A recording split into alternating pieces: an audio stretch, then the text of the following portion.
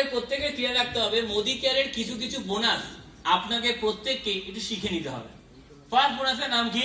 Sponsoring bonus. কি bonus? আরে মুখস্থ করে নাও, কাজে লাগবে। কি বোনাস? কি বোনাস? আবার বলো, কি বোনাস? Sponsoring bonus. যখন আমি অভিজিৎ দাস, দেখুন ওখানে লেখা আছে, যখন আমি অভিজিৎ দাস নিজে 3000 সিভি করছি এবং আমি আমার এই বিজনেসটা, এই সুযোগটা আরেকজনকে প্রেজেন্ট করছি, করা যেতে পারে? করা যাবে কি যাবে না? এবার অনেকে বলে আমার না মোদি কেয়ার বলতে লজ্জা লাগে। আমি বলতে চাই, পয়সা লাগিয়ে যদি 1 লাখ টাকা লাগিয়ে মোদি কেয়ার করতে কোনো লজ্জা লাগতো না। 1 লাখ টাকা লাগিয়ে শাড়ির ব্যবসা করতে কোনো লজ্জা লাগতো না।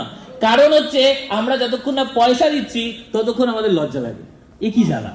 মোদি কেয়ার বা মিস্টার সমীর মোদি আপনাকে ফ্রিতে বিজনেস করতে দিচ্ছে, লজ্জা লাগা উচিত? নো।